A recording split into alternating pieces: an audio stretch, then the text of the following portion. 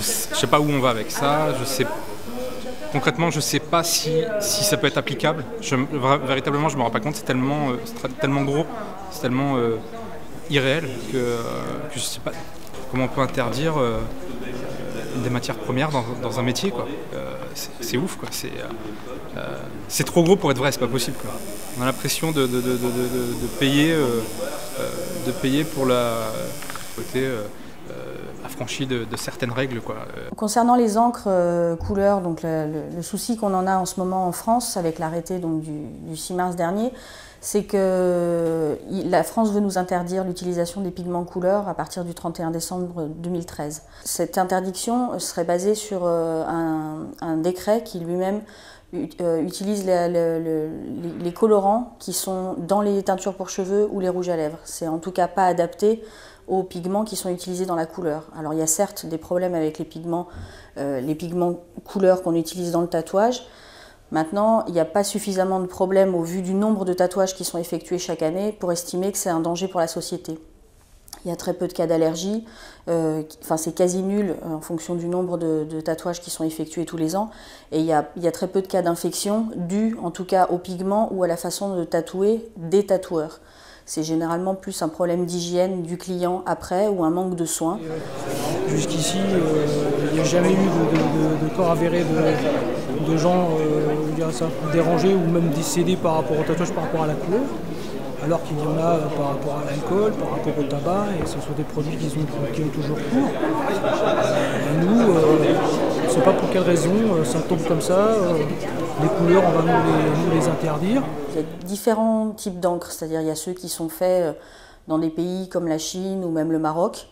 Alors je ne pourrais pas vous dire s'ils sont mieux ou moins bien que les encres qui sont faits aux États-Unis, à savoir qu'on a très peu d'indications en fait, par les fabricants de ce qui est à l'intérieur des encres, comme ingrédients, les composants, les additifs, même les pigments qui sont utilisés, on a très peu d'indications. Ce que je sais, c'est que par exemple, des fabricants d'encre comme Eternal, la marque de Tramp, les encres américaines, ou Mario Bart, les encres Intense, eux en l'occurrence essayent de se mettre aux normes en fonction de ce qui est demandé par la communauté européenne. À savoir aussi qu'il y a un autre souci, c'est que la France ne reconnaît pas les résultats qui sont amenés jusque-là par ces fabricants d'encre, les résultats des laboratoires. Et donc c'est le poisson qui se mord la queue en fait, puisque les fabricants d'encre amènent des résultats qui eux-mêmes ne sont pas reconnus par la France et donc empêchent d'avancer sur des résultats qui pourraient être reconnus par la France.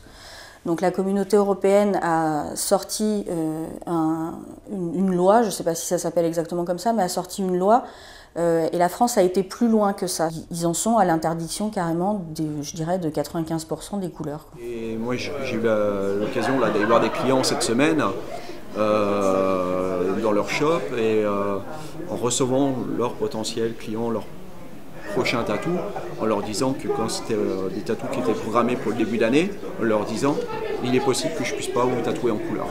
Donc pensez déjà à un tatou en gris, en noir et blanc ou avec d'autres couleurs que les couleurs chaudes. Parce qu'aujourd'hui c'est surtout les couleurs chaudes qui vont être touchées. Et c'est même pas vraiment les couleurs, c'est des références pigments. Puisque sur chaque bouteille il y a des codes CI, ce sont des codes de pigments. Et c'est ces codes pigments, certains pigments qui, pour le ministère de la Santé, sera interdits. Donc tout ce qui n'est pas dans leur tableau est forcément interdit, on ne peut pas l'utiliser. La plupart des couleurs sont concernées dans le sens où je crois que de mémoire il reste quelques noirs, il reste un ou deux bleus, un marron et un vert. Voilà. Donc c'est vrai que ça restreint quand même le panel de couleurs et il y a certains tatoueurs qui risquent d'être très malheureux.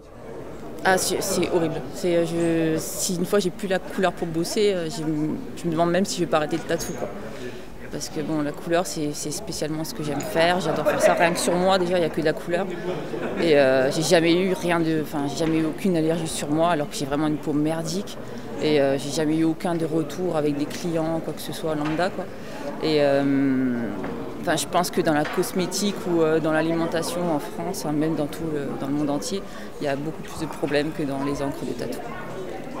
What's happening in France now with the colors and the regulations and stuff is kind of, it seems like it's happening all over Europe. It's not just here. The first time I'd heard it was in Germany through a friend there. And it's a bummer to see this happening. And I know it's only a matter of time before it happens in the States.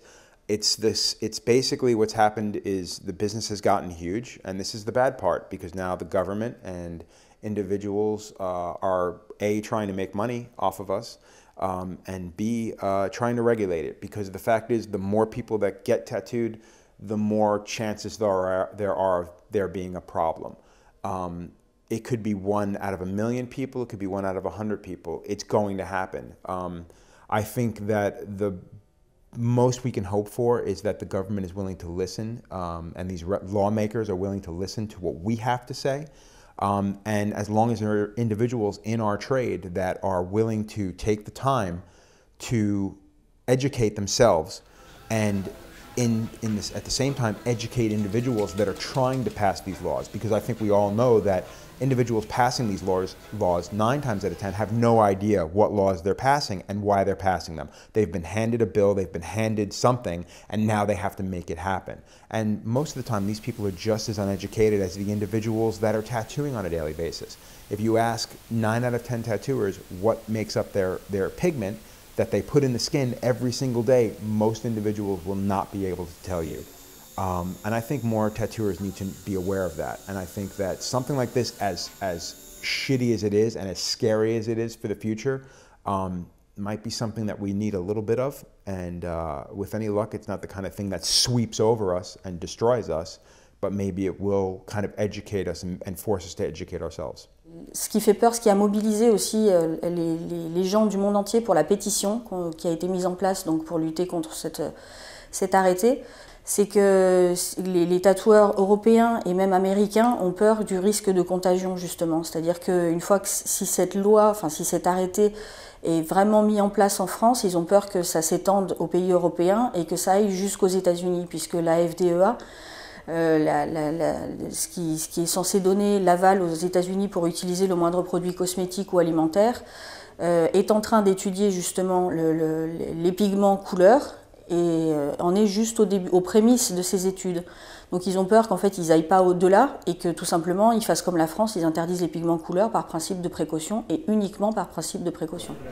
Le problème c'est qu'ils vont nous mettre dans l'illégalité, c'est tout ce qu'ils vont gagner quoi. Parce que le tatouage on n'arrêtera pas ça, c'est clair, parce qu'on aime ça. Donc voilà, on se prendra des contrôles et voilà quoi. Ça ira pas. C'est pas lors de la prohibition que l'alcool s'est arrêté de couler, un peu comme pareil pour les couleurs. C'est pas parce qu'il y aura une loi qui va passer que les couleurs vont s'arrêter du jour au lendemain, même si jamais il y a un décret qui passe. Faut pas se leurrer, les tatoueurs n'arrêteront pas d'utiliser la couleur malheureusement, même si c'est la loi qui veut ça. C'est vrai que quand je vois par exemple qu'on n'a pas le droit de fumer sur les quais de gare, ça n'empêche pas tous les fumeurs de la planète de fumer à la sortie du train. Maintenant, le danger, c'est pas tellement que les tatoueurs travaillent en dehors de la loi, c'est surtout qu'il n'y aura plus aucun contrôle sanitaire là-dessus. Si à partir de là, il y a des soucis médicaux liés au tatouage, on ne saura plus si c'est lié au pigment, si c'est lié à la clandestinité entre guillemets des tatoueurs, à l'hygiène en fait des tatoueurs ou des clients. Il n'y aura plus aucun moyen de mesurer ce genre de choses. Mais bon, il va falloir se battre quoi. Il faut qu'ils bougent, il faut que tout le monde bouge quoi. Toute la communauté du tatou, il faut que ça bouge. La communauté tatouage, je dirais que ce soit nationalement à essayer de se regrouper de façon à mettre en place derrière le SNAT, le syndicat national des artistes tatoueurs, une pétition. Donc ils avaient obtenu un rendez-vous avec un attaché parlementaire de mémoire du ministère de la Santé pour aborder justement le sujet soit d'un délai de mise en place de cet arrêté, soit l'annulation tout simplement. Il y a à peu près 2 semaines, j'étais chez moi et je me demandais encore pourquoi personne n'était au courant de toute cette histoire. Donc j'ai eu l'idée d'aller interviewer mon tatoueur, une petite vidéo de 20 minutes où il nous expliquait pourquoi il y allait avoir une interdiction et tout le tralala. Et dans l'interview, je lui demande qu'est-ce qu'il pense que les gens pourraient faire pour empêcher ça. Et dedans, il évoque l'idée d'une pétition.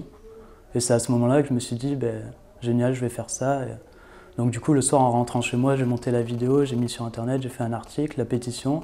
Et le lendemain, j'ai publié en fin de matinée. Et puis, c'est parti direct. Maintenant, il ne faut pas se leurrer, la pétition, c'est un gros coup de com', c'est-à-dire une mise en lumière du combat, en fait. On est quand même un tout petit marché sur l'échelle nationale. On n'est pas un gros dossier qui est prioritaire sur la politique du gouvernement, malheureusement. Et je pense qu'il faudra sûrement aller plus loin. Alors après, à savoir ce qu'on entend par le plus loin, je ne sais pas si ça va se jouer sur une manifestation, je ne sais pas si ça va se jouer sur une mobilisation dans les journaux, sur les plateaux télé. Je ne sais pas non plus jusqu'où les journalistes sont prêts à nous filer un coup de main, mais de façon objective, c'est-à-dire juste en entendant ce que nous on veut dire.